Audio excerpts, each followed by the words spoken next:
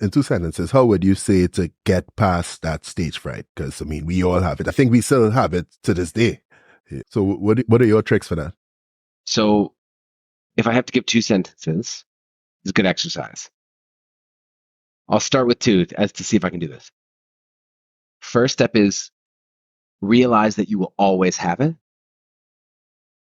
And the second is learn how to manage it, not conquer it.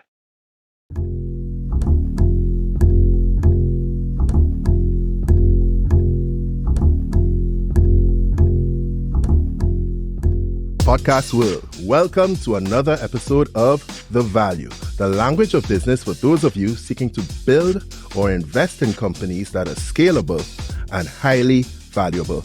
I am your host, Kevin Valley, and today's a really special episode to me because this episode speaks to the foundation of what I do as an entrepreneur. And today I'm talking to somebody who I have learned a lot from over the past few years, in the form of Will Greenblatt.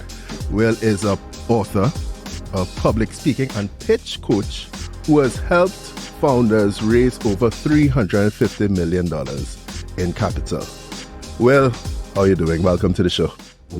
Thanks, man. Thank you so much for having me. And I have to say, the feeling is mutual because all the stuff, especially that you used to write for Become Investable, just about the way of thinking about evaluating companies. I didn't have a lot of that knowledge coming into this work. And so you were a huge source of knowledge and resources for me when I tried to figure out how to tell founders, what should my valuation be? Like, how do we talk about making this pitch more investable, more attractive? And so I would often either read your stuff myself or send them your way as a LinkedIn follow. So yeah, feelings mutual.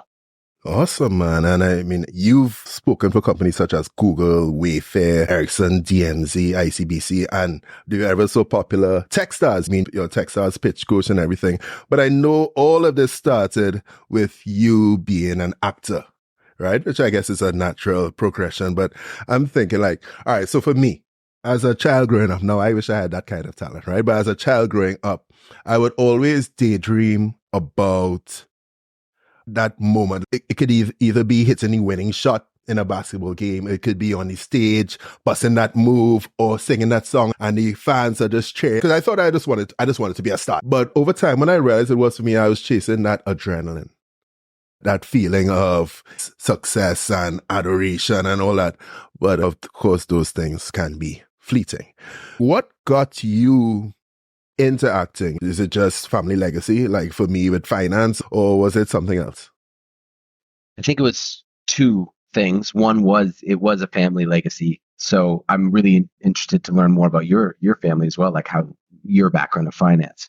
So for me, it was my father, my mother, and my older sister were all theater artists and actors in some way. My mom was more like a writer, director, but my father was writing shows, directing shows, and acting in shows.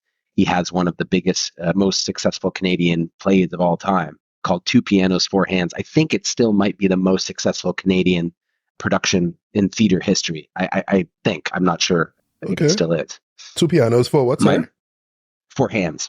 Four Hands, okay. It was a play with him and a collaborator, and they did the whole show, and they played all these different characters, and it's all about growing up, learning to play the piano. It was a huge hit when it launched in Canada, and then it's been all over the world. They have different people doing it in different places.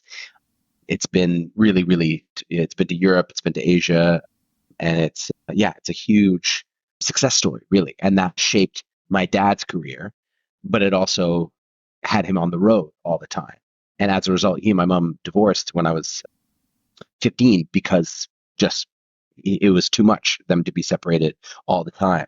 And so it's interesting, talking to him about it now and understanding as I'm older, like him pursuing his dreams so much, it provided a better life for our family. Before he did the show and after, our finances changed completely.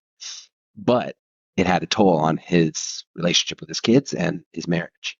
And so that's something that I think about a lot. In any case, at the time, so that was his career. My mom was an artistic director and theater maker. She would write and help playwrights write their stories. She would curate plays. And then my older sister started acting when she was 10 and I was 7 years old. So then my sister gets an audition one day for a movie. And in the movie, there's a part for a little boy to play the younger brother. And so the agent of our family sent my dad a message being like, "Hey, would your son want to audition for this?" Like mostly joking even. And my dad and my mom were like, "Oh, we don't want him to do this work. It's so hard to make a living. It's like such a typical line of work." But they asked me, and I was like, "Yeah, I want to do it." I was a tiny kid. I had no idea. I wanted to be like my older sister. And I went for the audition, and I got the part. I think I ended up doing 4 callbacks. In one of the callbacks, they had me doing a handstand against the wall. They put me through all these weird things just trying to get the part. And I just did it, and I finally got the part. And it was a lead in a major American feature film in my first ever audition. So it was crazy. It's like you start this thing when you're a child, and it was not like I paid any dues. It's not like I did any hard work. I just had this career instantly at the age of 7, which is wild. And so that I think speaks to the second answer to the question. It was family, but it was also I had some kind of talent for it. And I had some kind of ability to understand what the job was at a very young age. It's like I need to learn my lines. I need to connect to the kind of emotions that this kid is going through. And I need to like be likable, both in the audition room and on camera and on set. I kind of had that sense early on at the age. It's like this job is about being likable. So if I can be likable, I'll be successful. And yeah, that kicked off a whole child acting career where I worked consistently pretty much every year. I did a TV show or a movie from the age of 7 to the age of 18, I think, until I started to go to school. Yeah. So you must have been a pretty brave kid because, I mean, me growing up, right? And I mean, you asked a little bit about my family. So my dad, he passed away in 2011. My dad was a very well-known politician in Trinidad. His background was in finance and investing and those sort of things. He was the Minister of Trade and he was also a minister in the Ministry of Finance. I have brothers who are a good bit older than I am, at least 15 years older than I am. And then I have a brother who's like 5 years older than me. My older brothers were each in finance as well, but they're also like very senior in the banks that they worked in. They actually lived in Canada before they moved to Trinidad. At the dinner table around home, I'm really young at the time, right? They're always talking about finance. They talk about this bond, whatever it is. And of course, all of that is just going over my head. But I'm always curious, right? I'm just there listening or whatever. But I can't contribute to this conversation and I don't want to just sound dumb. So I'm not saying anything. I'm just listening. I'm just listening, whatever it is. And Soaking it all up. Yeah. Yeah, soaking it all up. And I guess that's why now I really try in everything I do, even when I'm dealing with clients or whatnot, I really try to avoid jargon as much as possible. When I'm explaining concepts, I am trying to explain it in as non-finance speak as possible. Because I really believe that if you're not communicating it in a way that other people can understand, then you're not communicating effectively. Yeah. You're preaching to the choir. That's the thing, is if you're only speaking in a way that people who already speak your language do, then you're not converting anyone into this really powerful thing that you believe in, right? So I have to work against this all the time. I often catch myself, I'm speaking at a workshop and I actually have to stop and go, do these people even think public speaking and communication matters? Have they even bought into that idea in the first place? And I have to take a step back and go, this is why this stuff matters. It's about your relationships. It's about how you describe what you do to the world, whether people will hire you or not, whether people will pay you, whether they'll choose you over another competitor, all that stuff. Like you got to go back to those basic questions. So I love that you said that about avoiding jargon. And then the other quote that I love is, if you can't explain it to a 10-year-old, you don't really understand it. And I was think 10. a lot of people, yeah. No, but they probably understood it. They just wasn't explaining it to me. They weren't explaining it to you. But if they did, they probably could have. But even people who understand what they do can't explain it to a 10-year-old. And it's such a good exercise. So if anybody ever wants to work on that, that's like one of the first things you can do is go write this out as though you had to explain it. And I always tell them, think about some young person in your family. Do you have any nephews, nieces, kids? How old are they? And I tell them to think of like one kid in particular. Tell me their name. What are they like? And then explain it to them. And I usually play in the role play. I'll play the nephew or niece. And if they start to go, yeah, so this is actually a derivative bond, I'll just be like, huh? Derivative? What's that? And like, pretend to be the kid who doesn't get it. And it's amazing because then it stops you and go, oh, right, that word doesn't make sense to a lot of people. I have to explain that. And you realize how deep your jargon mind goes, how deep you are in the water that you swim in. You really got to try to rise back up and sort of think, okay, what are we really talking about here? How do I make it like simple, clear reasons why we do this, why it's important in language that anyone can understand? That's effective communication, as you said. There you go. And I know that you say that effective communication and speaking skills can also be known as stage presence. It could be known as your social skills. It could be known as leadership, your charisma, oratorical prowess. I had to write that down. Oratorical prowess. But it's true. You look back at history and you look at all of the influential people who have led revolutions or made large impacts. It's all about communication skills. And when somebody has great communication skills, you look at them as more competent. You look at them as more intelligent. And in some social settings, you look at them as more attractive. It brings something out of your instincts or your, you say animal magnetism. It's magnetic. You're drawn in. You want to stop and you want to lean in. It's really, really interesting. So you started acting at the age of 7. You spoke about your bravery there. You did that for 16 years. What was that like, being this quintessential child star, going to school at the same time? Hey, it's Will! Everybody's crowded around. Everybody wants your autograph. You're trying to get to 5th period. How was that? Okay, so first of all, I'll say it was not quite like that. I definitely I don't think the other kids really liked it or even really respected it until I got to high school. Then it started becoming a bit cooler. But when I was younger, I think all the other kids could see was that I would get to leave school for a couple weeks at a time and then come back. And they, I think, were just like, how come this motherfucker gets to just leave and like come back? I want to skip 2 weeks of school, you know? And of course, when you're a kid, you're making shows for little kids. That's usually how it works. When you're 15, you're making shows for 12-year-olds. When you're 12, you're making shows for 8-year-olds. When you're 8, you're making shows for 5-year-olds. So when I was 8, the other 8-year-olds would see me making shows for 5-year-olds and they're like, this shit is corny. He's making little kid stuff, right? So the actual shows themselves, they didn't watch them, or they would see them and they knew I was on TV and they would see it. So this happened to my sister too. And then they would make fun of us because they're like, you're on these cheesy, you're on these stupid little kids shows, right? So I think it's probably a mixture of jealousy. It's probably a mixture of like, just thinking it was corny, and it was corny, the kind of shows we were on, of course. Like, we're making cheesy kids television. And so there was no sense of like, oh, wow, you're a child and you have this job and you're like, whatever. It's just like, hey, you're different and you're a loser. Really, that's what it was. That was the attitude, I think, for most kids. It wasn't fun. It wasn't a fun thing. I'm not trying to say that I was like a victim of this by any means, but it was just interesting looking back on it. You might think that the other kids would find this admirable or think I was cool. That was not my experience at all. The experience me and my sister had was like other kids made fun of us. Kids in the neighborhood would make fun of us for being on TV. So growing up, it wasn't like I didn't have any friends, but you mentioned me being like a brave kid to do this stuff. I actually never really felt brave in social situations. I always had a lot of social anxiety. So it was really hard to make friends. The friends I did have, I never felt like I could really relax or be myself around. I also think that acting as a young child made me perform by like as an instinct.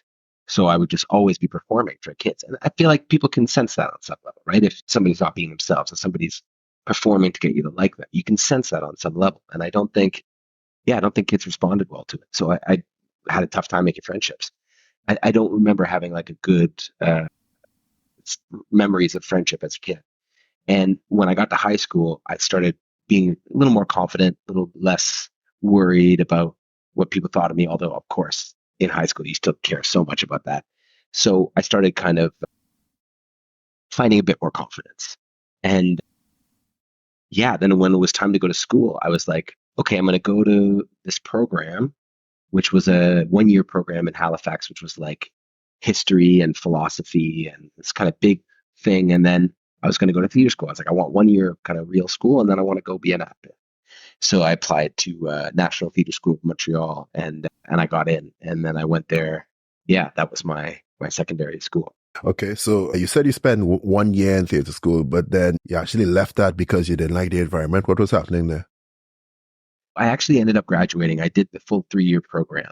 Okay. But I did the 1 year of the other school, and then I did this 3-year program in Montreal. But what happened was, so I can't really talk about this without talking about what preceded it. So 2 years before I Okay. went to theater school, my brother died.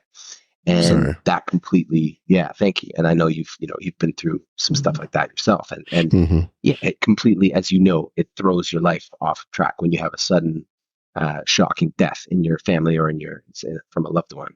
And so that's what happened to me. I was like so clear on what I was going to do. I was going to be an actor and I was going to go to theater school and then start my career. And something about what happened knocked me off my track. And when I got to theater school, my mental health was really bad. I was still in grief and going through a bunch of other shit. If you don't mind me, That sorry. If you don't mind me Yeah, asking, yeah, how old please. were you when your brother passed? 17, and he was 15. Damn.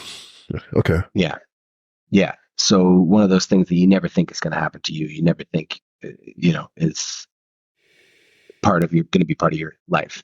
I mean, that'll bother you for the rest of your life. I don't mean to be all Totally. morbid and all Yeah. that, but No, no, that no. is something Yeah, yeah. that affects you for the rest of your life. So one of my dad's brothers died when he was like, the brother that is, he was like 7 or something like that. And he actually gave his name as a middle name to one of my other brothers, but he actually saw him get hit by a car and get knocked down, right? And just the other day, I was talking to my dad's eldest brother, right? I'm talking about an early 80, 81, 82-year-old gentleman. And he got emotional about that, just bringing that up. And, and he's like, quintessential, like, black, middle-aged Caribbean man, very prideful, very machismo, but it brought him down. And yeah, so I'm just saying, like, yeah, that stuff is rough. Like, just, I think I dream. Sorry. Yeah, I was just going to say, like, you don't ever get over it, so to speak. You just get better at dealing with all the confusion and the loss, and then time goes by and it feels a bit more manageable and new things come into your life, but it never goes away. You can just learn how to manage it better. But for Yeah, sure, like if if I'm lucky enough to get to 81, it'll still make me emotional for sure. yeah. Yeah, indeed. And like I mentioned earlier to you, my dad passed in 2011. I think I Hmm. dream him at least once a month. Yeah, You know? Yeah, I see him in my dreams at least easily. once a month. Yeah, yeah, Yeah, yeah. so these people are just inside of us, and like that's 100% true. And as you said before we started, it's like that kind of stuff shapes who you are.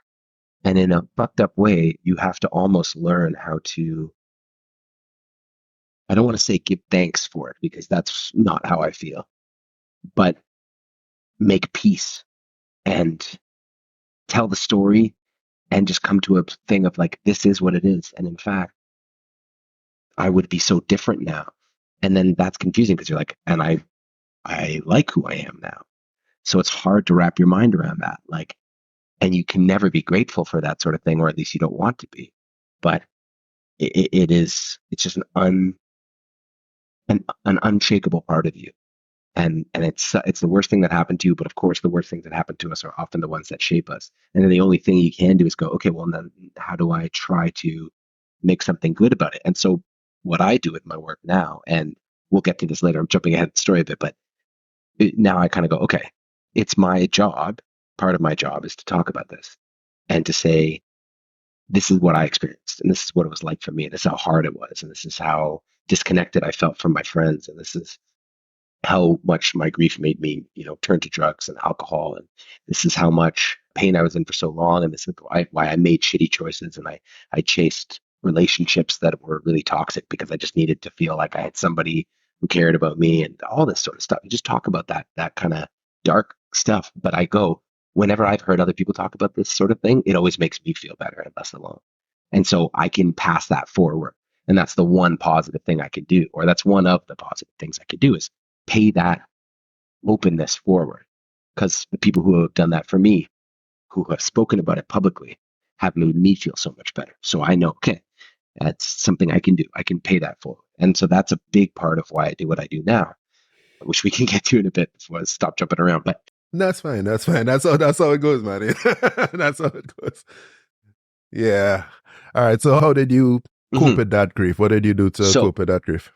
yeah, so as I said, like I did a lot of drugs and I drank a lot. And the funny thing was, in the culture that I was in, like, you know, kind of white, middle class, liberal Canadian kids, boys especially, that was normal. It was kind of normal to do that sort of thing. And that was just partying. Everybody's like, oh, we're just partying. It's normal. But I knew that I wasn't partying. I was self-medicating. I was trying to numb pain. But because everybody around me, not everybody, but a lot of people around me were doing it, it didn't never became sort of something that I felt like I needed to address because it was so normalized.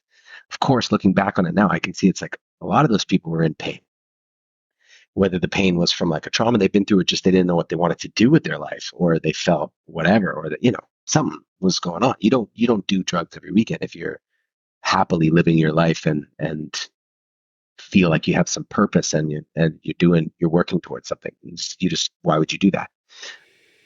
And yeah, so that's how I coped. And I went to theater school. And because of what I was going through and how my mental health was, I realized that this was a bad program for me to be in. And in fact, everybody who was in our program kind of suffered. Their mental health suffered because of the way that the teachers taught us and the way that they kind of managed the program. So basically at theater school, they were like, we're going to break you down psychologically and then build you back up.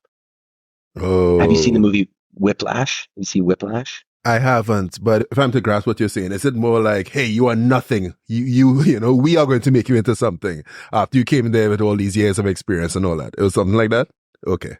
Very, very close. And now other kids didn't have the same experience, but it's like they tried to break us down psychologically so that we would like cry on stage, that we would talk about our deepest, darkest secrets. But we were like 19, 20-year olds, we weren't really able to do that. And the teachers who were doing it had no sense of boundaries. They had no sense of like helping us afterwards. So they literally would like ask kids these really personal questions and they'd be like, okay, yeah, I just asked you about, somebody in your family dying. Now go on stage and tell us that story. It's like, but they wouldn't do it with any care. They wouldn't do it with any like, I know this is hard for you. None of that. It was just like, this is what it takes to be an actor. Like, get up there.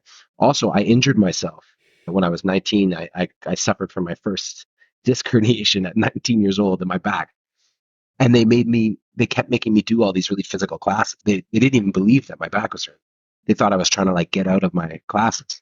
So that kind of toxicity, that kind of teaching style just was so hard on me and my classmates. Everybody in my class suffered really during that time. So by the time I graduated, I was like, fuck this. I do not want to be an actor. I don't want anything to do with this.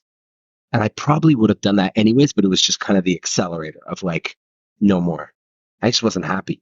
And I realized like to be an actor, and I think being an entrepreneur, you would agree is the same way. You have to be so dedicated and love it and put up with all the bullshit, right? Like you can't just do it as a like, well, it's my job and I like to play golf on the weekends. Like it's not like that. It's a consuming career that has a lot of downside. And so if you don't love it enough to handle the downside, you're not going to make it. And so for me, acting was the same way, but I didn't have that love and desire and passion for it. I was just doing it because I've been doing it since I was 7 years old. So I finally quit and I was like, I think I have to leave the country. So I went to Spain. Yeah. And that's when I went to So Spain. why Spain? Why Spain? I'd always wanted to learn Spanish. I don't know why. I Okay. loved the language. I loved the way it sounded. And I took a Spanish class in like grade 10 or something, and I just loved it. I was like, oh, this is so sick. And it's kind of easy to learn if you're an English speaker, it's easier than French, which we study Is in it? class in Canada. Yeah. Okay. For me, Okay. Okay. definitely. It's easier than French. Yeah. Hmm. Yeah. In high school, for me, we would have to learn both of them at the same time. And French and yeah, Spanish? yeah, French Yeah. and Spanish at the same time. And I had French oral exam right after the Spanish oral exam. Like, Crazy. Yeah. You're mixing up the words in your head. Yeah. yeah. Yeah, I'm messing up. But okay, That's so mean. That's mean to do to kids. so Spain. Okay, so all right, so you got to Hmm. Spain. What's that like? Well, it was amazing. I mean, we could be here for hours talking about that experience, but I'll tell you, like, so I went with a friend of mine, and another friend of ours joined us like a couple months later. And we had this plan to do this, the three of us, to go on this kind of boys trip in Europe or whatever. But I quickly realized that when I was there, I wanted to be on my own because I felt like I needed time alone to process everything I was going through. And so when I was with my friends, I was just still doing drugs, drinking heavily, and not healing. right? I was just staying in the same patterns. And so finally I was like, okay, I'm going to move to a small town outside of Madrid. I was in Madrid for the first 6 months, I think. Yeah. And then I was like, I got to move.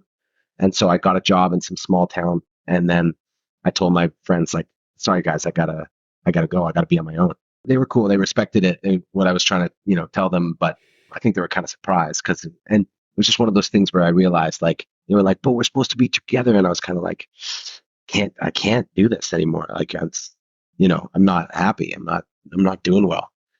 And so then I moved to this small town, and that was amazing because I started learning the language, first of all, because I wasn't hanging out with English speakers from home all day. I was actually really speaking in Spanish, and very few people, locals, spoke English because it was a small town. So I really learned Spanish there.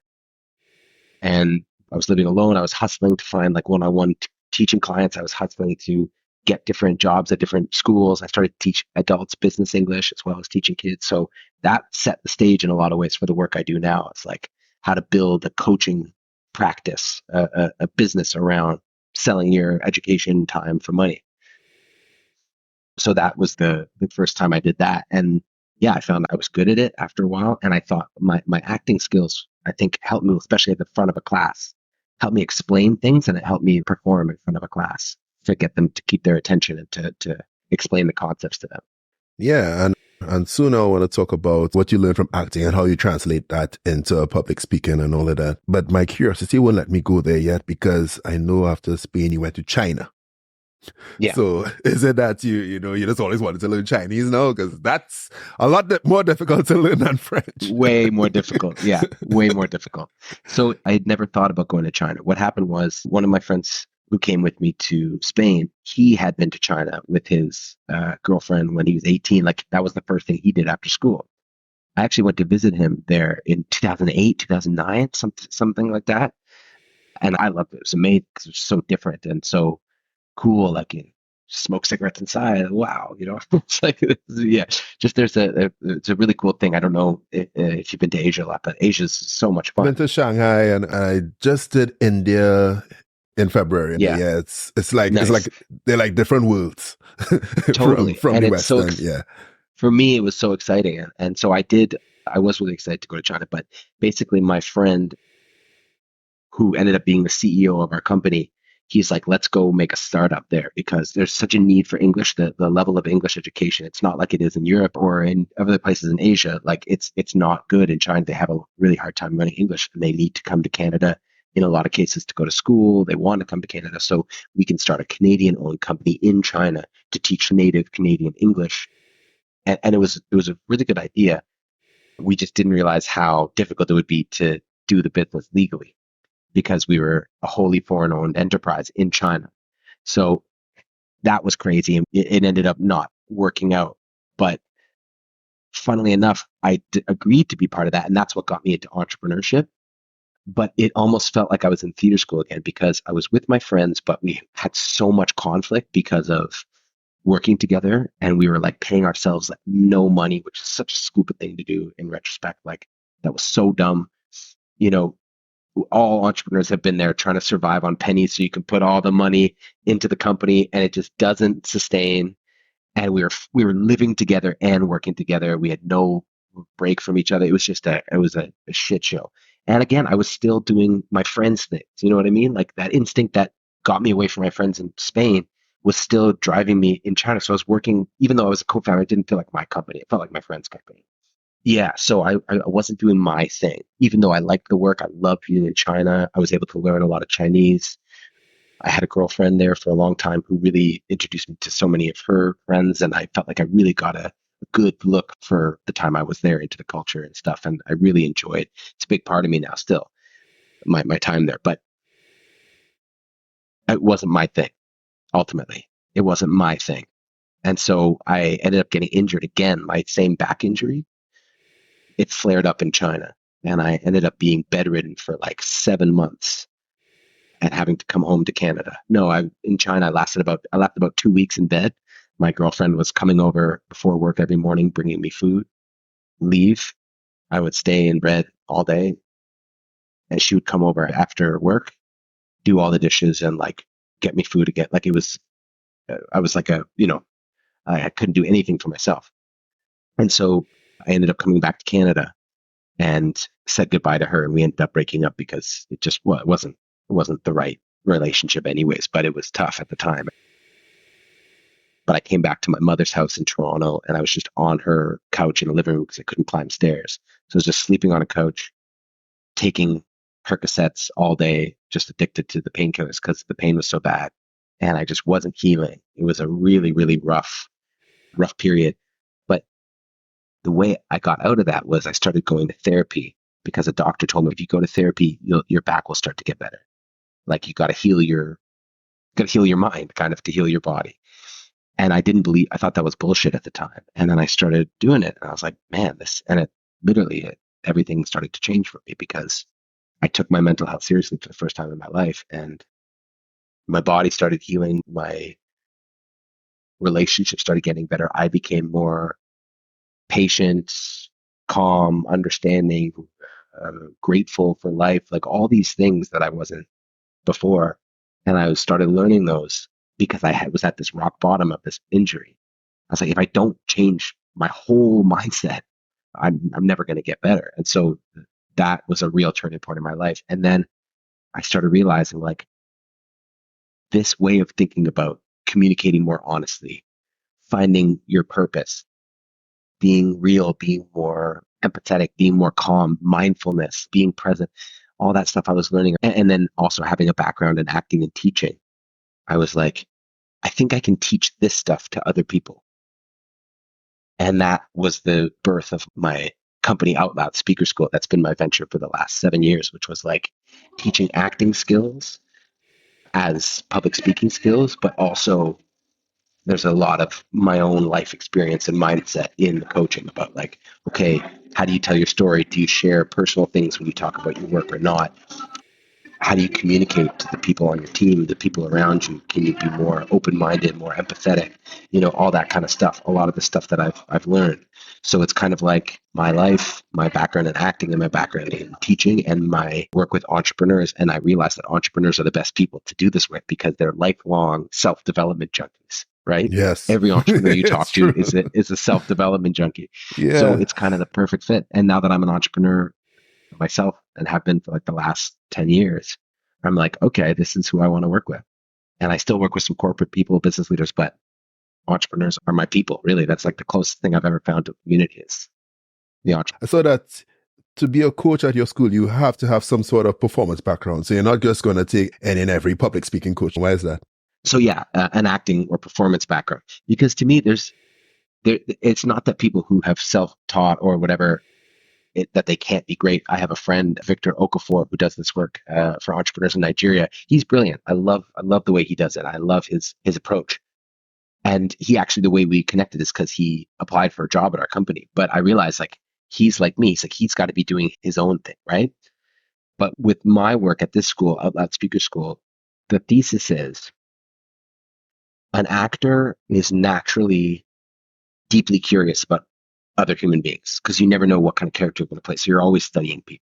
An actor spends most of their time working on like doing stupid vocal warm-ups and breathing exercises and keep, Unique New like we York. talked about, unique New York, red leather, yellow leather, all that shit, Yeah. you know, and actors are constantly trying to imitate people that they hear and take on different ways of speaking and different stretch their ability to speak in different ways. And they're also really, really used to getting up on stage and having everybody look at them and taking that spotlight, that big moment you talked about, being on stage in front of other people. Actors, that's what they do for a living. That's the way that I approach this is like that empathy piece, that human curiosity piece, that ability to take a script and bring it to life and make it interesting and make it clear and make the motivations behind it clear and make the subtext come to life. And then also that dedication to understanding how to get yourself ready for public performance. All of those skills that actors learn in school or on the job, that's missing from the business world. That was the culture of the company I was trying to build, was that thesis of public performance education. We speak about public speaking, and just those two words alone incite so much fear and anxiety into people, right? And I know you've said that anxiety is a lie, and I love that quote. But I want you to expand on that a little bit. I know you talk about prehistoric times and cavemen and all of that. I'll let you do that justice. Yeah. So the quote, anxiety is a liar. You know, the Breakfast Club in America, yeah, Charlemagne the God. I got that from him because his book, Shook Ones, How My Anxiety Plays Tricks on Me. I love that title so much. I was a huge fan of his before this book, but then when he released this book, I was like, oh fuck, I love this guy because he was one of the first like cool male celebrities who started really talking about anxiety and mental health therapy. And that kind of made it even for me as like, a white kid from Jewish kid from Canada, it just seeing this guy who I really looked up to be masculine, be cool, be successful, but also be very open about mental health and therapy and anxiety. And so that was a big thing for me. And even before that, I had been to a group therapy thing where they used to show us this list of anxious thoughts and depressed thoughts. And I would read this list of thoughts and I would have just had all these thoughts at all this time. And they would say, how many people have had this thought? How many people have had that thought? And they go, it's not true, this thought. This is your brain trying to tell you, trying to make sense of the fact that you feel scared. But the fear is not telling you true things. The fear is actually telling you untrue things, especially in social situations. And the reason I like to talk about prehistoric times is the reason I believe social anxiety is so deep. And I've done a lot of reading on this. Obviously, I'm not a neuroscientist. I'm not a evolutionary biologist, but this is like my obsession with reading this kind of stuff. In a tribe, in a hunter-gatherer tribe, how humans lived for 200 to 300,000 years, most of our evolution of our species. Everything depended on what your tribe thought of you, your tribe's opinion of you, your status, whether they would share food with you, whether you could have the woman that you wanted or the man that you wanted. Your standing in the tribe was everything from a life or death perspective. If they didn't like you, they could kick you out of the cave, kill you, or steal your food, or whatever it was, right? So when it came time to interacting with people, and especially standing up to speak in front of a group, it triggers something like deep in our DNA that says, oh, fuck, this is really dangerous, what you're doing right now. This is dangerous. If you fuck this up, they're going to kill you. You know what I mean? And of course, but that's not true. If I get up on stage at a pitch competition or at a keynote or even on the biggest pitch of my life, and if I mess it up, I'm safe. Nothing's going to happen. You're just not going to get the money. You're just not going to get the money. Mm-hmm. Usually that's not a life or death thing, right? Usually we're not pitching so that we can eat tomorrow if we're entrepreneurs. Ideally, I think if we get to that stage, then, something's gone horribly wrong. And it may feel like it's life or death, but it's actually not. That is your body's way of making sense of the fact that adrenaline is flooding through your system, cortisol. The only time that used to happen is when you actually were in danger, when there was a fucking lion about to eat you, or when you thought you might get kicked out of your tribe. And so, quote, anxiety is a liar, is this idea that it's your brain telling you something that isn't true to make sense of the fact that you feel like you're in danger. And so what our brain tells us, like going back to that group therapy thing, the list of thoughts, it was like, everybody hates me. I've had that thought all the time. Is that true? Of course not. Of course that's not true. There's a lot of people who like me. There's a lot of people who don't like me. So what? Or the anxious thought, I bet this person's mad at me because they didn't wave hi to me at that party. Is that true? Or did they just not fucking see you there because they were, doing their own thing and saying hi to somebody else? And so it's just this way that our anxious thoughts interpret reality and twist it into this scary, dangerous, negative thing that is so important to know that, like, what's in your head, what your brain is telling you when you're feeling bad, when you're feeling down, feeling anxious, it's not in fact reality. It's a distorted perception and version of reality. So that's where that quote comes from. And that's why it's so powerful, because it also helps you deal with stage fright, because you get up on stage and stage fright tells you these people hate you, or this is going to suck, or you're going to make a fool of yourself, or you're not going to remember your words. you're going to stumble, you're going to spill your coffee. And none of that's true unless you believe in it. And then it becomes true. You know what I mean? So it's like a self-fulfilling prophecy. So yeah, you got to stop listening to your anxiety. Yeah. It's tough. It's tough. I grew up shy. I was always scared of public speaking. I tried Toastmasters at some point. I know your ambition is to be like a big, huge version of Toastmasters. I would say you're better than that. I really disliked my experience at Toastmasters. I mean, everybody there meant well, but the thing is, Toastmasters for me is like, hey, what? You don't know how to swim? Go, go, jump, push you in that water. They had this thing called table topics. They just give you a random topic. It could be anything. You don't know. And you have to speak on it for at least a minute and a half. That, listen to me. The panic, that insight, It's a nightmare. Yeah. yeah. You know, I think I did like one prepared talk there, and I was like, yeah, this ain't for me. But what actually helped me deal with stage fright, other than subsequently being pushed into the deep end, another point where I had to give a talk on becoming investable, business ideas and funding. Now, this is before I founded the business. This actually led to me creating the business. I had to give that talk. Interesting. Yeah. And I had to give that talk to some youngsters. And I set up to give the talk. This is a talk I had been preparing for weeks. I'd written a script, which I learned never to do again. But I'd written a script and I tried. I'd written like 2 Anyway, so I stand up to start. I was like, oh, how does it start again? I was like, oops. Yeah. You know, and I stood up there, and what felt like 10 minutes to me was probably 5 seconds. Probably 5 or 10 seconds. But right? it feels like an eternity inside. Yes. And then I sat down, I got my notes, and I delivered the talk, and everybody loved it. Everybody's so engaged. Everybody asked questions, yada, yada, yada. Then fast forward a few years after that, after I thought I conquered this thing, I already had a podcast. I had already emceed some weddings and all of that stuff. I thought I'd conquer this. I was running an investment conference for a bunch of institutional investors from the region. So we had about over 200 people in the room. We had rented out the Hyatt for this. I'm the master of ceremonies. Everybody's there suited up. These are all of the people I want to talk to, all the people I need to raise funds for my clients, right? Don't mess this up. So what does Kevin do? He messes it up. I go on stage. Listen, I'm on stage. I'm doing my intro remarks that I had practiced. I think the video camera took a picture of me and the light hit me. I was like, oh, that's interesting. And then I was like, oh, where was I? And I literally, microphone in my hand, I said, oh, shit. And at that moment, well, I wanted to jump off the stage. I wanted to crawl under the table. I said, all right, Kevin, that's it. You're done. These people will never respect you again. You know, yeah. But I continued the event. Of course. Went fine. And then at the end, they're like, hey, I want to talk to you. Yeah. That's also the other thing is you do learn eventually, if you get up on stage enough times, you learn that the worst it can go is not that bad.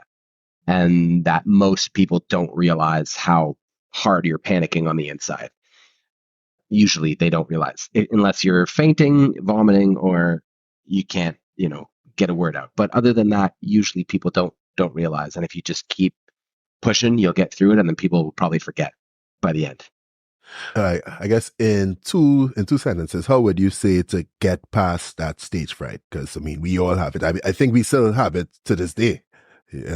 So what are your tricks for that? So if I have to give 2 sentences, it's good exercise.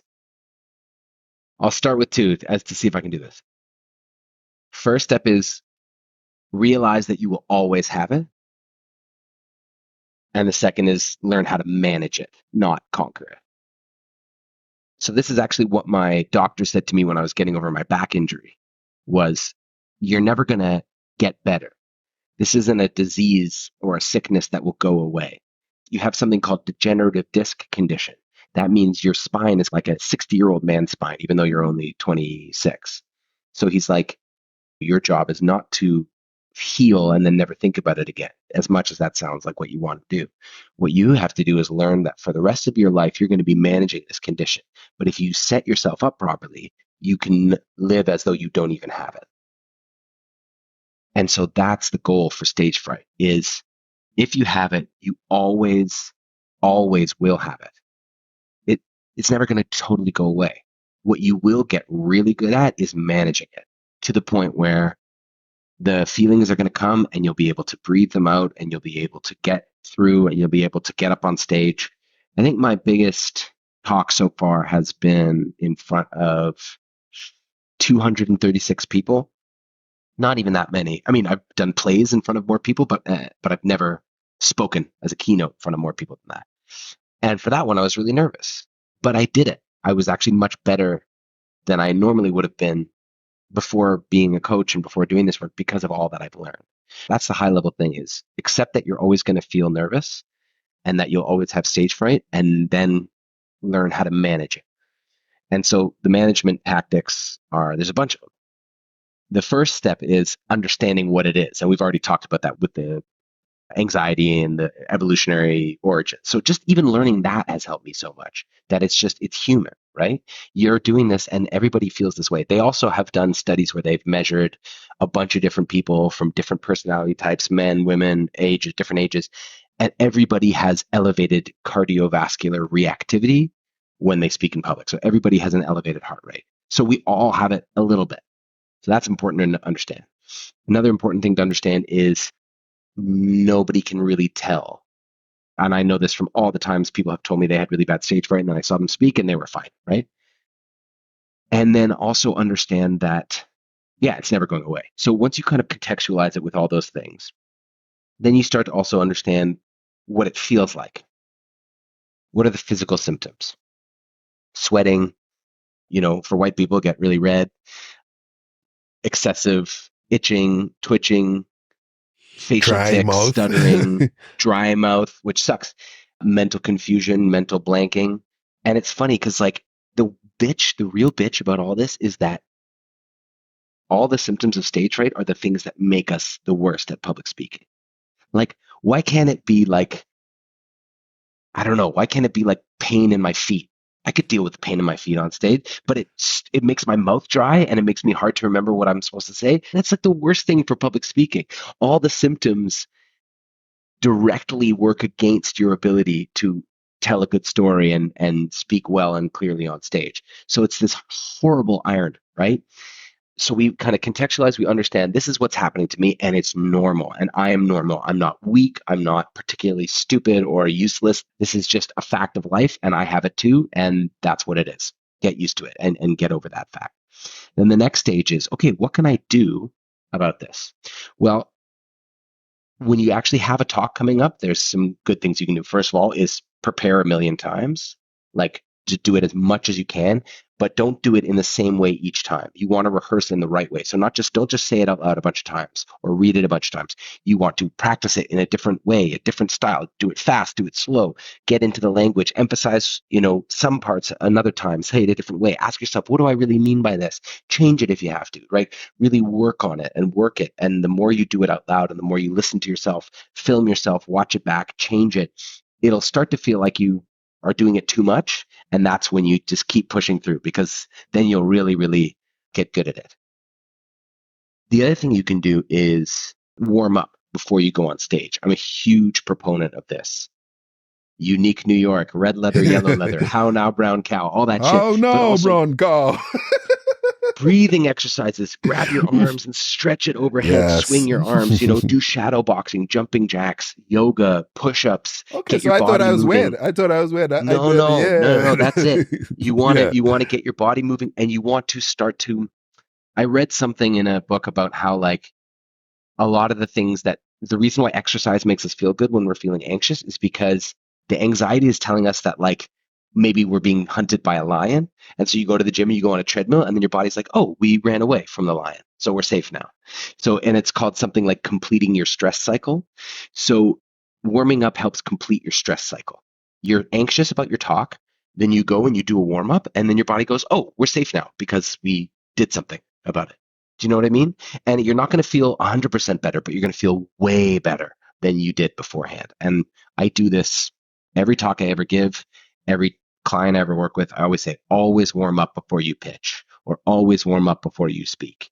It's just the best way to feel better. And it's also the best way to work against the mumbling and the soft voice and the submissive body language. Gets your body, mind, face, voice all focused on what you're trying to do and elevated to that point where you can give that really loud, clear, strong knockout performance. So the warming up really helps. So you contextualize it, you rehearse, you warm up, and then when you're on stage, two things are really important. One is you just breathe into your belly whenever you feel like you're panicking. And even if you don't want to make it obvious, you just go just through your nose. And there's something about belly breathing that just calms the nervous system. And not 100%, but enough that you can remember what you want to say next and you can get back to what you're thinking about. And I can't tell you how much this has saved me. And then the final thing when you're on stage to get rid of stage fright is you just think, what do I need to do not to look cool, to seem cool, to get through my script, but to connect to the audience? How do I make sure they hear me? How do I make sure they care about what I'm saying? And that way of thinking about the audience, not about yourself, it takes your mental spotlight off of you and puts it onto someone else. And then you get less self-conscious. So if you're thinking about, oh, do they like me? Do they think I'm cool? Are they impressed by me? You flip it on to the audience and go, what can I do to make you understand? What can I do to make you engage? What can I do for you, for you, for you? How can I make this worth your while? How can I make this interesting for you? And you just put that focus on them and on the words that you're saying. How do I make these words interesting? How do I make this story more, And then that's the kind of focus that you just set your mind to focusing on that. Oh, one last thing I wanted to say. Two last things, sorry. Visualization. Oh, that helps me a lot, yes. Yeah. What I do is I use a blocking technique. So I visualize the stage, I visualize the crowd, I visualize what the crowd is going to look like because, you're standing on top there, everybody's looking at you, and you got the lights on you. So I visualize all of that. I walk around my apartment and I imagine myself talking, delivering a joke, a pause, all of these things. But what helps me, and you mentioned it just now, is reminding myself it's not about me. It's not about me. It's about either I'm entertaining these people, either I'm educating these people, either I'm just celebrating this occasion or whatever it is. It is not about me. I am the vehicle. Yes, that's exactly it. That's exactly it. And once you can get over that as an actor, when you're an actor, if you can realize my job is not to impress people with how good of an actor I am, as much as you want to do that so badly, that's not your job. If you're thinking about that, you're not doing the job. The job is to tell the story and let the audience into you and your character and your story and do the work beforehand and then be present on stage. And so speaking of being present, the two most powerful things I've ever learned that have helped me with stage fright are mindfulness, meditation, and yoga. And so obviously yoga has a component of mindfulness meditation to it. They go hand in hand. And then one last piece, cognitive behavioral therapy, CBT. I learned mindfulness and CBT at the same time. Remember I told you about that group therapy with the list of anxious, depressed thoughts? That was a mindfulness/CBT group therapy class. That shit taught me so much. And so you do the cognitive behavioral therapy exercises, which are identifying the negative thoughts, examining them, counteracting them with other thoughts, labeling them as this is fortune telling, this is black or white thinking, this is overgeneralizing. And then you meditate. And the meditation is the experiential, practical thing to the theoretical part of the CBT. And you sit there and you breathe and you notice your thoughts and you notice your body and you train your mind to be able to be conscious of one thing at a time. And that is like going to the gym for your ability to be focused and present. And that's what good public speaking needs. If your mind is elsewhere, you're not going to be truly connected to what you're saying. Even if you're saying the right words, it's not going to land for the audience the way it should because you're not there. You're not present with the audience. It's hard to do, but mindfulness meditation is huge. Yeah. That's my ultimate disjointed guide to stage fright. I love it, man. I love it, man. That was super, super helpful. So I think it was in 2021. Is it 2021? When did you release the book? Is it 2021, 2022? Yeah, 2021, I think. Or no, Right. 2022 because it was just before my daughter was born. Okay. Okay. And Yeah, congratulations as well. thank you. Okay. So you released a book called Transform Your Speaking Skills that helps people to gain confidence and Gain captivate audience. confidence and advance your career. Yeah, so gain confidence, captivate audiences, and grow your career. All right. Now, Yes, that's what it was. in that book, you have a framework, and I know this. I know why you created a framework because you, you and I We were did the parts same of, course. yeah, the same accent, yes, the same program. All right. So, and I love your framework. You know, you have the 5 acts, a nod to your acting career: awareness, articulation, action, alignment, and automation. Can you just run through those for us? For sure. So I think of the 5 acts as like a staircase or climbing a mountain. You start with one because that gets you to the next level. And so if you skip one, it doesn't always work out the right way. So I will sometimes switch around these acts, but in general, I know that when I can take somebody through the 5 steps in the right order, that's usually when we get the best results. And so when I wrote the book and when I give this stuff out when I'm speaking on podcasts and such, I like to keep that order because I know if somebody's doing this themselves, that's the right way to do it. Awareness is act 1. Everything begins with awareness. And I'd say that's true of any discipline, right? You can't start getting better until you know where you're at and you start noticing your behaviors. Like if you go to a running coach, or if you go to a golf coach, or a hockey coach, or a baseball coach, or a guitar teacher, the first thing they're going to do is say, show me what you got so far. Play the guitar for me. Or I want you to get on this treadmill and run. And they kind of analyze where you're at and then start to show you what you're doing wrong, what can be improved. And nowadays, of course, we have video. So they'll take video and they'll show, like, that's how most coaching works is you've got to know where you're starting from. You've got to start to become aware of your unconscious habits, these things that you're doing automatically without thinking about it, and then just start to notice, is this helping you communicate the way you want, or is this working against you? And that's where the speech settings comes from, which is a framework that I may go into later, but basically it's the basic 7 speech settings are volume, pitch, pace, clarity, and inflection, which is the voice moving up and down, and physical and facial expressiveness. So these 7 facets of your communication are the things that you can start to become aware of. And I just give people to give themselves a number from 0 to 10. So for volume, are you a 0, which means you're whispering quietly, or are you a 10, which is you're shouting as loud as you can? Like And me. start to notice, like you maybe, but I wouldn't say you're at a 10. I would say you're at like a nice 7 or 8. So Okay. it's loud, but it's not obnoxious. And that's the thing, is there's no such thing as right or wrong. It's just, is this helping you? Okay. I would say your volume tends to help you because it makes you fun to listen to. But you're not always at a 7 or 8. That is true. You go down as well. And depending on what you're talking about, and we all do to some extent. Very few people never change their delivery at all. We all change depending on what we're saying, depending on who we're talking to, depending on the moment. So I just want people to become aware of this stuff at this point and start to make some mindful changes. What happens if you speak really fast? What happens if you slow down? What does that do for you? If you speak really mumble, if you mumble a lot, what happens when you say it with more clarity and you exaggerate the emphasis, How does that transform you? And so it's great when I can do this in a group because I get the person to speak and I go, everybody, what would you give them out of like 10 for their volume? And they say, oh, the person says, I think I was at a 7. Everybody goes 3, and they're like, oh shit, I didn't realize I was speaking so quietly. And I say, okay, I want you to do it at a 10. And I want them to yell. And then they're like, hi, everyone. And then I go, what did that feel like? And they're like, oh, I think I was at a 10. And everybody's like, you're at a 4. It's like they don't understand the gap between, you said it earlier, when you were blanking on stage, it felt like 10 minutes, but to the audience, it was probably 5 seconds.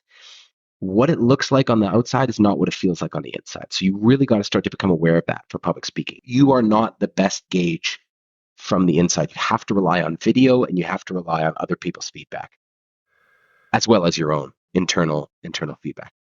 Then we get to act 2, which is articulation. So it's like, now that we become aware, let's look at the actual content. What story are you telling? Do you know how to tell a story?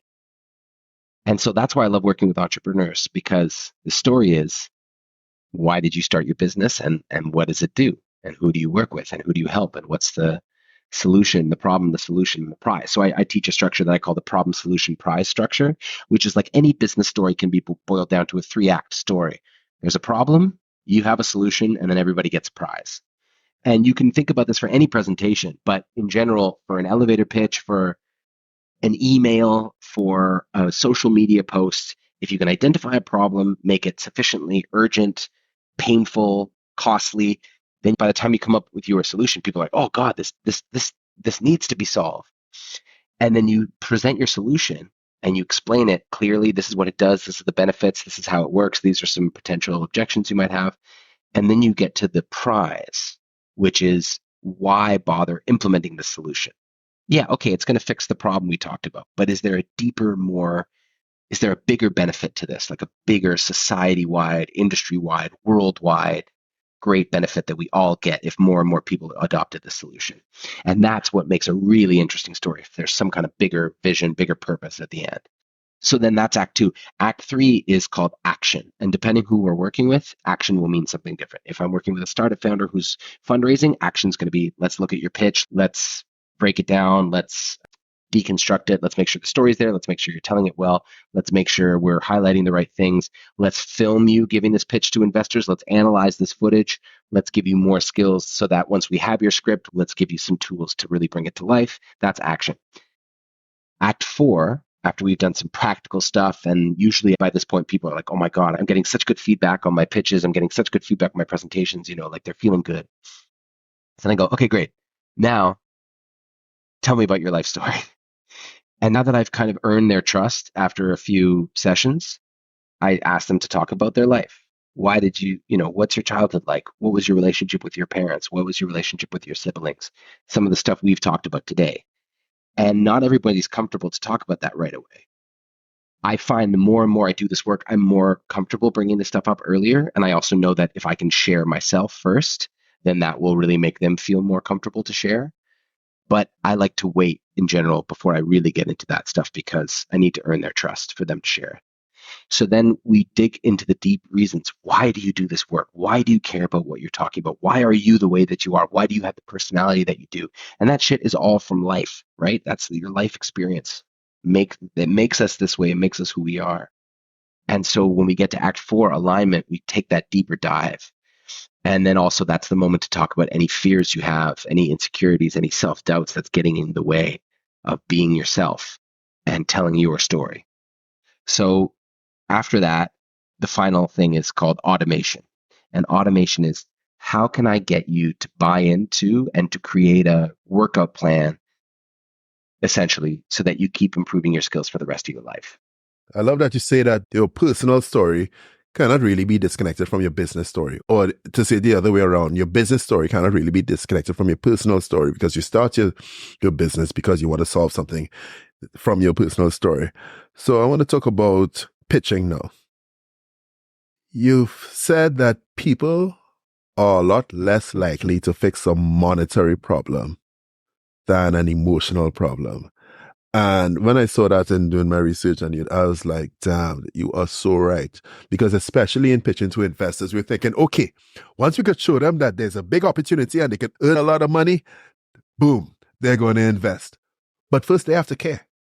They have to like you, right? They need to form some sort of emotional connection to you. They need to feel like you and your team are solving a world problem that they did not even know existed before, and that this problem needs to be solved urgently, and that they are blessed to have the funds to be able to give it to you to solve that problem. So what is the secret sauce there? I know that you are a Techstars mentor. Everybody's trying to get into Techstars. What is the secret sauce? What is Techstars looking for in the founders that they admit into the program and get funding to? So there's a few things without being, in their internal review team. So I've worked with Techstars since 2018, and I've done every cohort of the Techstars Toronto program, which very sadly is probably shutting down. So that was a big blow to our city and to the startup ecosystem here, because Sunil, who ran that program, and Gabby and Alicia, the people who were also doing it for the past couple of years, they were amazing. They just provided so much support. It did so much for the city, and it's going to be tough shoes to fill. But what I got the sense from working with them every year is like, They are taking founders who themselves are really, really brilliant. And the founder is almost more important than the idea. They're also taking founders who are very committed to the problem they're solving. So the CEO of Techstars, Mail Gavette, she said, we don't accept anyone who I can tell is not going to work on this for the next 10 years. Because as a pre-seed investor, accelerator, they need to know if they're going to see a decent return, they need to wait that long. And so they can't take a founder who's just going to jump to the next thing as soon as they decide they want to pivot, or as soon as they find a more cooler, cannabis opportunity or AI opportunity. Like, they need to be really committed to the problem and to the industry and the customer that they're solving. So the secret sauce is some of the things you mentioned. It's kind of, especially early stage, it changes as you get later stage, Series A, Series B, definitely. But like, founder market fit is so important in those early days. We talk a lot about product market fit, but founder market fit is so important. Does this founder understand the pains of the customers they're talking about? And usually it really helps if they, as you said, if they're solving a personal problem that they had. That's a really compelling pitch. I had this problem. I decided to do something about it. And if not, what is the believable reason that they care so much about the people they're helping? So I was working with a founder the other day, and I said, he wasn't solving problems for people that he didn't have the problem. That's not why he was solving it. But I said, why do you care about these people? And he talked about his parents. He said, my parents are these kind of people, and blah, blah, blah. So I was like, okay, I believe you. I believe you care. And I could tell by the way he was talking about his parents, and I could tell by it was real. And so that's the kind of thing that I love to look for as a speaking coach. But I also know a lot of VCs that I speak to and a lot of people that get funded. It's like, there's something about the team that inspires credibility. There's other things too, right? There's traction, there's product market fit, there's indicators of that, there's defensibility. Are you able to defend this IP, this algorithm that you have? Is it proprietary? Is there a patent you have? Are you first to market? But also network. Do you have a network or an ability to create a network? So really, why I focus on what I do is like, okay, there's a lot of wisdom out there about how to structure your pitch, what things to talk about, ways to emphasize your numbers and your traction. But ultimately, what you can do better than anybody else is be yourself. And if you can be yourself loudly and confidently and clearly and compellingly, then you just stand out from so many founders who go up there and go, here's why there's so many numbers. This is how big the market is. Here's how we're going to go to market. This is the strategy. This is what we're going to spend the money on. Give me money now, please. VCs get 1 million of those a day. And sometimes the idea is so good that it doesn't matter how boring the founder is. But then I have a client right now who told me that the reason his advisors told him the reason he's not fundraising is because he's boring. They told him this shit. And it's awful. And I'm like, it sucks. It shouldn't be that way. He should be able to raise money because he's smart and hardworking and talented. He's got a good idea. But unfortunately, that's not the way it works. So it's not that necessarily that you can have a shit idea and you'll raise a bunch of money just because you're charismatic, although that does happen. But it means that once you've got your financial ducks in a row, once you've understood the fundamentals of what makes a compelling investor pitch and what VCs are looking for, what kind of scale they need to see, what kind of market size they need, what kind of traction they're looking for, then work on yourself. Work on the way you talk and work on the emotional stories that you tell and connect your personal story to the pitch. Then it's just an extra huge leg up your competition because most of them are not doing this. And you want to stand out and you want to be different because they've got to make a choice. And as much as you think people are making this choice logically, they're making it emotionally as well, if not more. Yeah, that makes so much sense because especially when you're looking at the founders, you're looking for people who will be able to onboard a team again. And that goes back to communication because you're talking about social skills and leadership and charisma, right? And your ability to speak clearly and communicate effectively and really convey that emotion, convey that need. It gives the investors that feeling of competence, comfort in your competence, that is. So that's really golden. Thank you for that. Well, Daniel I know. Priestley. Go ahead, Oh yeah, please. sorry. I just wanted to say one thing. Daniel Priestley, who runs the thing that we both did, he's becoming kind of like a YouTube LinkedIn superstar now. I don't know if you've been seeing his content, Yeah. but I get it every day. and so a lot of those things that we learned in that program, it's funny. It's like I'm seeing them now on YouTube and LinkedIn all the time. But one thing I think he said recently on a podcast was everything you want as an entrepreneur is just on the other side of a conversation. Amen. And I Yep. love that. And Yep. I think it's so true. It's like you can get so much done with a good pitch or with a good conversation or with a warm introduction or, so all this shit is so much of it is about relationship and about the ability to tell a good story and the ability to get people on board with you, the ability to make friends, make connections, build real meaningful relationships, communicate value, communicate your purpose with passion. Yes. And you can do that, man. You're well on your way. Yeah. It's a journey of 1,000 pitches, and you're always pitching. Yeah. Hey, Will, I know you have to go. I want to thank you so much for jumping on the show and sharing your story, your wisdom, and your knowledge and those insider tricks there. Before we wrap up, is there anything that we haven't covered that you want to make sure we get to our audience, giving you open mic, open forum, open platform? It's yours. Yeah. I would just say, take this as an opportunity to start now. Just like you would start a fitness journey, sometimes you just wake up one day and you go, enough is enough. I'm sick of feeling this way. I'm sick of feeling tired, achy, overweight. My joints hurt. I don't have a lot of breath to go up the stairs. And so you buy a pair of shoes, you go for a fucking run, or you go to the gym, whatever that is, right? If you're watching this right now and you're not where you want to be, just think about maybe the way that you speak and the way that you communicate could be a huge driver to start to get you there. And so take this as a journey to start becoming serious about it and working on it. And don't think that it's lame or it's corny, because some people will say it is, but they're not you and they're not trying to live the life that you want. Only you can do that for yourself. So I would say that. And then there's some great people online doing this work who are teaching entrepreneurs to be better speakers. Ask Vin is one who does really good stuff. If you follow Daniel Priestley, you'll learn a lot about pitching. My book, Transform Your Speaking Skills. Obviously, I'm biased, but I think it's a good place to start. And I'm launching my YouTube channel called Your Public Speaking Coach. And maybe I can send it to you. So if you're still watching and you like this kind of thing, please subscribe to the channel, and I'll put out a lot of stuff on these same topics, videos, and also insider sneak peeks from my workshops. Oh yeah, and follow me on LinkedIn. Podcast World, there you have it. Speaking Out Loud with Will Greenblatt.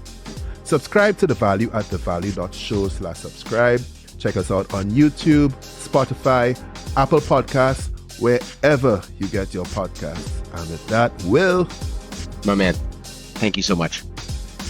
Podcast World, we are out.